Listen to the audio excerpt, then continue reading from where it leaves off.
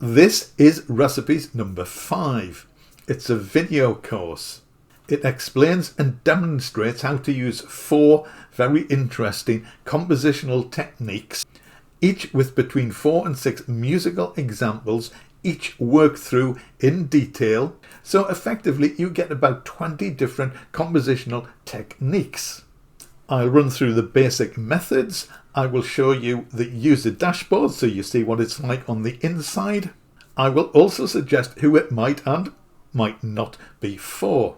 Now, its full title is Orchestration Recipes, and it actually combines 2 things. One is the compositional side and the other is how to arrange the composition for an orchestral mock-up. Now, even if you don't use sample libraries or create orchestral mock-ups, you still might find this interesting. So, well, watch until your interest fades. I hope you will stick with it because there are some very interesting ideas in this video. The recipes are the brainchild of Philip Johnston. He's an Australian. He's also a composer, an arranger, an orchestrator, an educator, and he's also very entertaining. So if you only take one thing away from this video, I'm going to leave a link, which is actually a link to his introduction video for Orchestration Recipes. It not only demonstrates his presentation technique, but it also demonstrates his sense of humour. This is a baby monkey. And this is 10 baby monkeys, each with their own piano. Now, they haven't had lessons, so they're just bashing away at these keyboards at random, but if we back slowly out of this room and listen for long enough, in among the din and the dissonance, we will eventually hear every chord that's ever been used in the history of Western music. And that's not just because infinity's a long time. It's because these are baby monkeys. And baby monkeys, it turns out, have handspans that are perfect for playing thirds. Now, there is over 3 hours of video here, so each of these ideas and techniques is described in detail. Now, there are currently 5 courses in the Orchestration Recipes series. Recipes 3, 4 and 5 are essentially a combination of composition techniques plus some arranging. Recipes 1 and 2 are more about arranging. I made a video about principally recipes number 4, but also mentioning in more detail the other recipes. So if you want to know more about the series as a whole, check out that video. I shall leave a link to it in the description. And just in case anyone is wondering, I did buy all of them with my own money, and no, this video is not sponsored.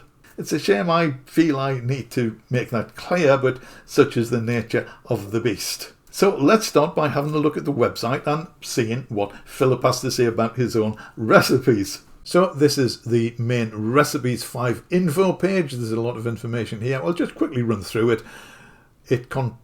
Recipe 5 contains 4 chapters. The first one is Octatonics swatches. Now, don't get hung up on the names. Philip makes up his own names for the various techniques that he explains, and in many cases they are alternative names for music theory concepts which would be otherwise quite complex or intricate, and some of them I'm sure don't actually have any particular names in music theories, but these names are a good way for people like us to remember what they are and how to remember to use the techniques. I shall explain a little bit more about each of the techniques a little bit later.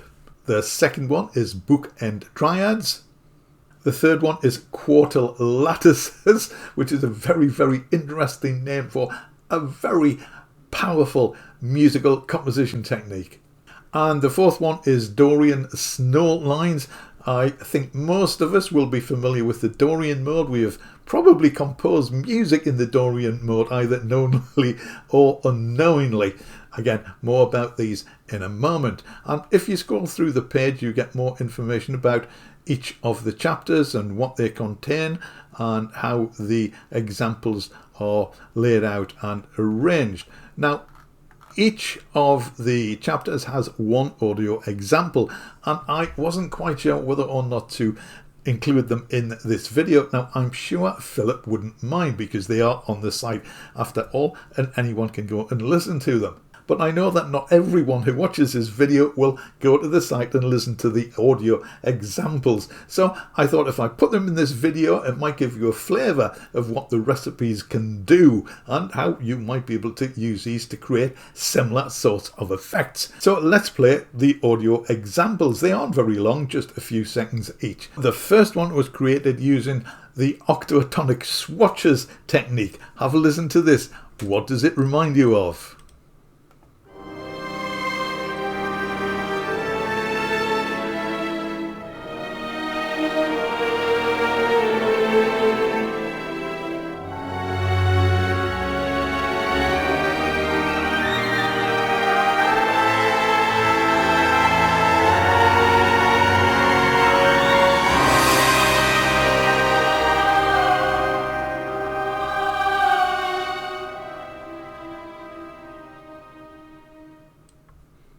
Nice. So moving on, this is the bookend triads, and again there's a little bit of information here.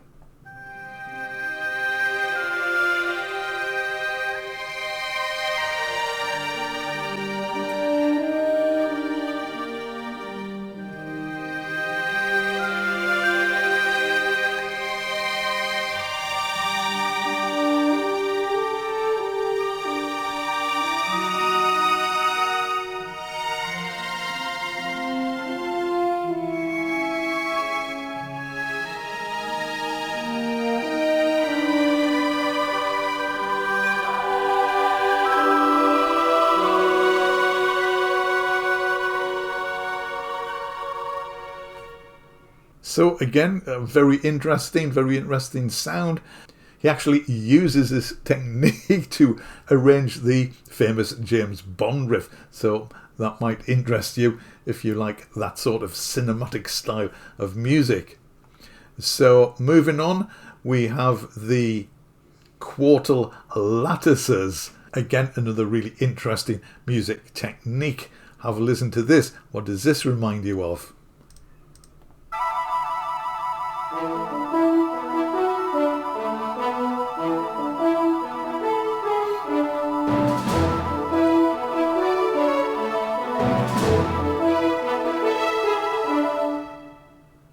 Now, when I heard that, I immediately had a vision of Errol Flynn in his swashbuckling outfit, swinging down from the yardarm on a rope or whatever pirates swing from. If you don't know who Errol Flynn is, just think Johnny Depp.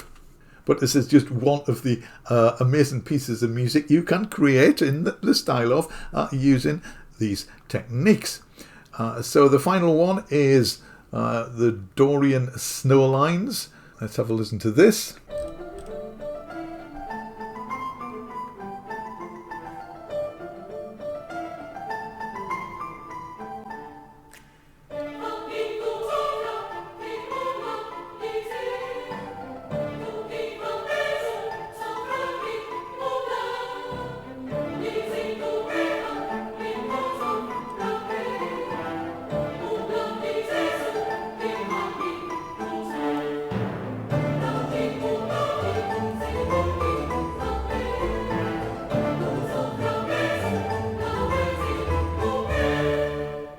Now, this particular piece uses a very interesting compositional method, which I shall explain a little bit later. And if you scroll further down, you can see a whole rack of spices, and these are included in recipes 3 and 4. I also made a video about these. Right, let's take a look inside the user dashboard. So here we are inside the user area, and this is recipes 5, and you can see that the different modules are listed down the left. Now, each module contains only one video, but there are timestamps below the video, so you can quickly go to any of the examples that you like, and you will want to do this because you will almost certainly want to replay some of them after you have watched them all through. And this is far easier than having half a dozen or more different videos, in my opinion. So as well as the timestamps below the video, each audio example can be played individually. All the audio appears, of course, in the video as well. And if you scroll down further, then you can see a list of the instruments which he has used. These are the sample libraries.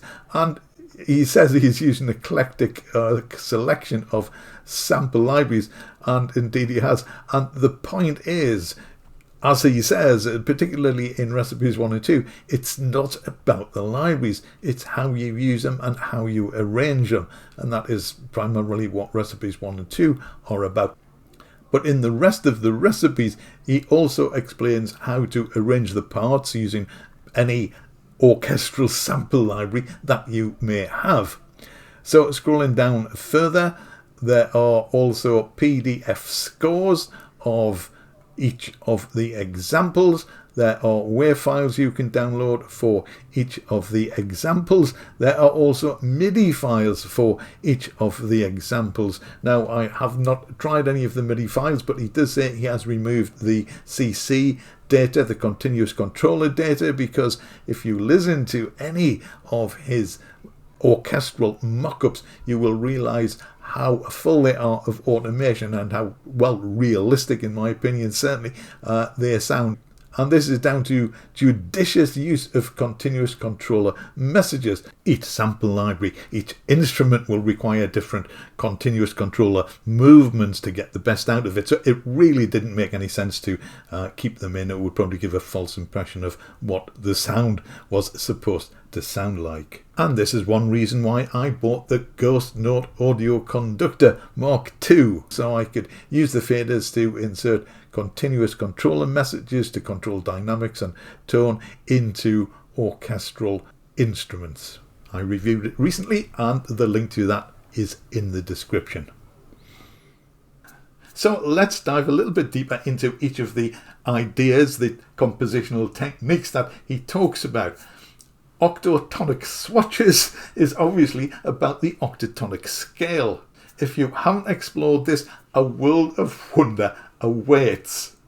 Among other things, it can be used to generate thousands, if not millions, of chord progressions which will never repeat.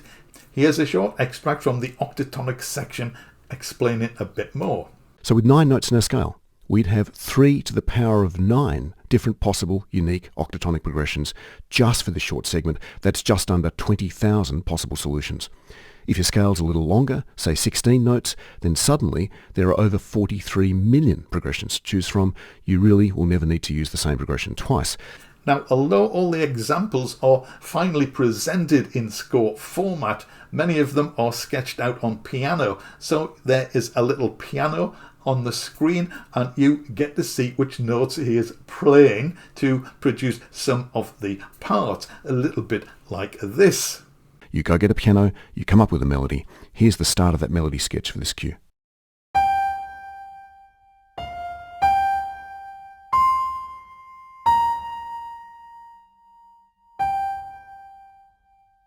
The bookend triad section is probably more about arranging than composition, so perhaps more of interest to people who do use orchestration rather than those who don't. However, I guess you could actually use this with synthesizers as well as orchestral instruments. But the basic idea is to sandwich the harmony between the melody, so it leaves a lot of space above and below if you want to add other instruments or counter melodies or anything else. Now, quartals, I have to say, I found one of the most interesting parts of this video. It's about constructing chords in fourths rather than the thirds, which we typically do, constructing major and minor chords. It actually opens up a whole new world of sonic possibilities. It can lead to harmonies outside our traditional triads, but it's also very musical. Here's a short extract from that section. Philip explains stamping, which can be used with traditional harmonies as well as quartals, but he uses the stamping technique in one of the examples in the quartal section. A 10-second crash course on the concept of stamping in case you missed it elsewhere in the series. Stamping is my name for it, although it's a cheat that's used by every keyboard player in the world. And it works like this, and it works well. just using white notes on the keyboard. You lock your hand in whatever position of whatever chord you've just played, and then you move your hand left or right to play new instances of the same chord. So for example, if this was your chord, stamping that chord would look like this.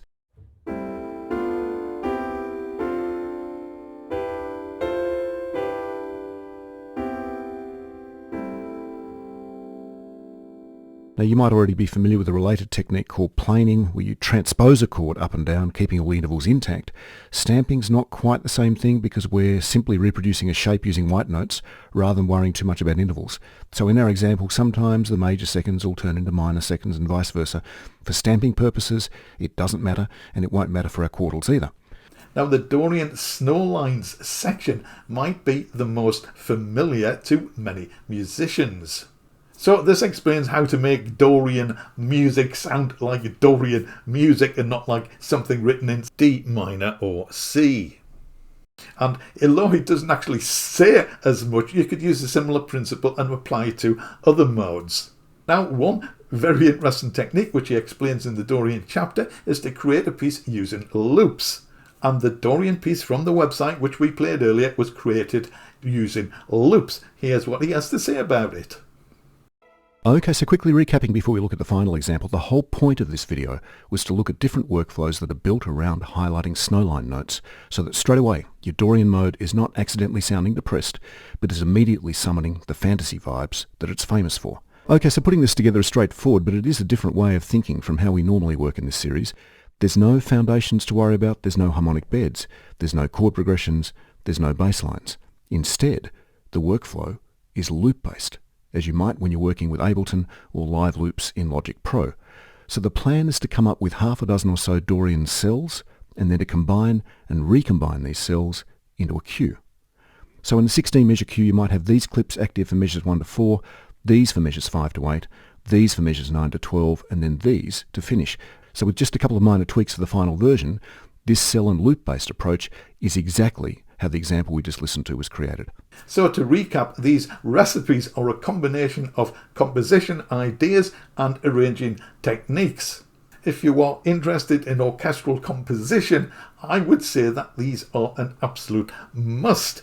However, even if you are not interested in orchestral arrangements, but you are interested in composition, then I think these are definitely worth looking at. Now, I am interested in orchestral composition, although I have done very little. However, I have to say this, I watched this entire video straight through, the entire 3 hours, and I was getting so excited, the hairs on the back of my neck were standing up. I couldn't wait to get over to the music machine and try out some of these ideas. I found them very exciting and inspirational, and I became very enthusiastic. Now, isn't that the purpose of an instructional video course? Now, having said all that, it will certainly help if you can read music. I can read music, but due to my eyes, I actually can't make out the notes on the stave. However, I am able to follow along. I can count, so I can follow along, and I can see where the different parts line up, one on top of each other, and how they fit together.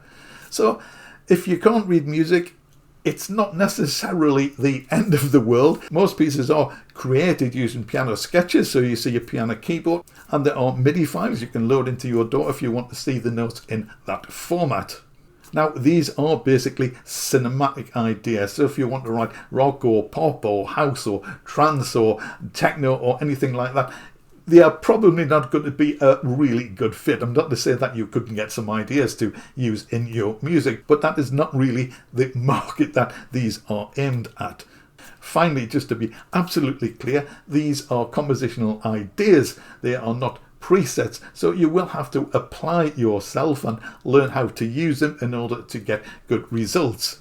So if you have any of the other recipes, let me know what you think of them. If you have used any of the ideas in any of the recipes, let me know what you've produced. If you can link to any of the pieces you have used, then please do that in the comments as well. I'd be really interested to see what you've come up with. Meanwhile, I am going to practice my quartal lattices and octatonics Octatonic swatches. And I'm going to take another look at the recipes. The last time I made a video about them was about 2 years ago. So time for a refresher. As always, thank you so much for watching. I hope you found it interesting. I'll see you again in the next video.